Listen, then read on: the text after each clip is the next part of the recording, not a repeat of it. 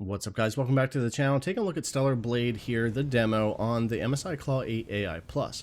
I tried 1200p with the newest driver, which is breaking some devices, and it did give me audio issues and some other issues. And I wound up doing a factory reset and trying 800p and 1200p again. And I got the exact same performance, but some of the issues I was having with that new driver and audio and all that was fixed. I was due for a factory reset anyway. But the point is, official driver or 6790 or the newest, I tried them all here and performance was basically the same, even with the driver that was breaking things. Now 1200p and 800p we'll take a look at. With 1200p you'll need to be a little bit more aggressive with your upscaling or lower on your settings, and I actually think 800p with higher settings looks better. But anyway, we do have a handheld preset and very high, medium, and low. We did have that Steam Deck preset if you're loaded up on SteamOS. That defaults you to a performance FSR, which isn't great, but I wanted to see what the preset would do. And other than that, it's pretty much low settings, very low settings from there. So that's 1200p handheld preset, FSR 3 performance at 30 watts. And we'll take a look at 17 here in a minute too, as far as the wattage. But yeah, there is a weird issue with frame times and frame pacing and stuff. Frame rate's fine here, and GPU usage always stays good, so I'm wondering if it's utilizing one core too much on the CPU, or if it's just something to do with drivers, because I'm not having the issue on SteamOS on other devices or on the AMD devices right now.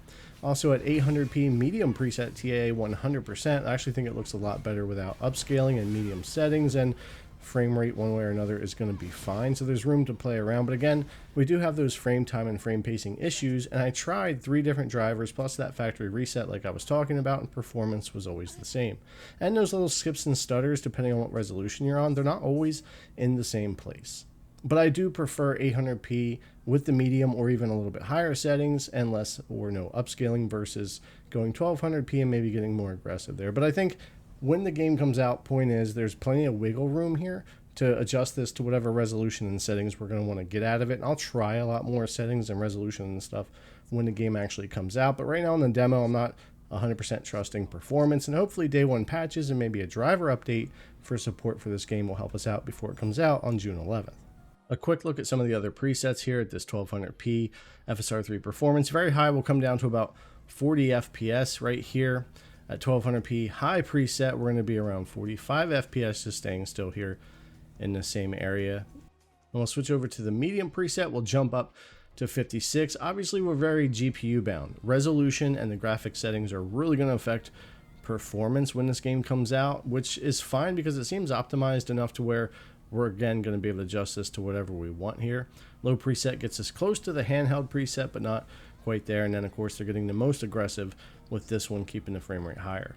Now I did mention about the TDP option, so yeah, we could run this at 17. So I'm not going to do that a lot in this video, but if I want to, I can change this from 30 watts TDP to 17. And with the improvements to the driver we've gotten in the past month or two for that, it actually works pretty well.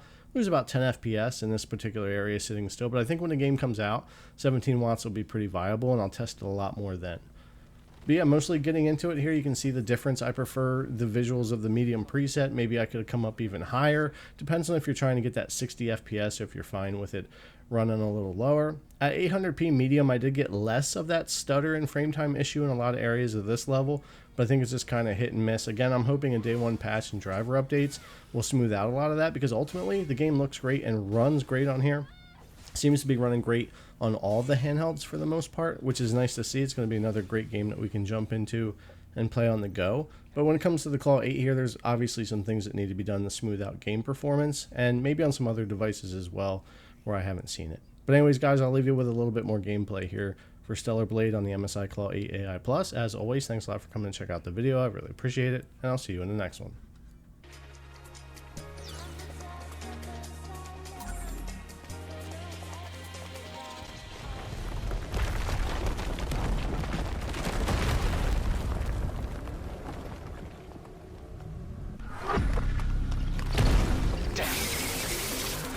It's a trap.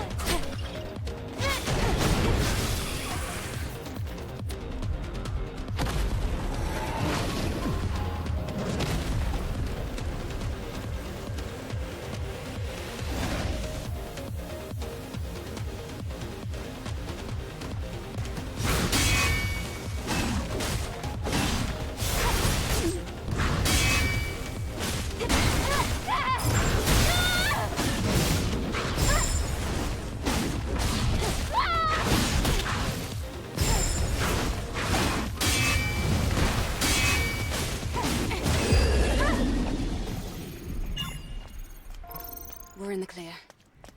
Where do we go now? This way.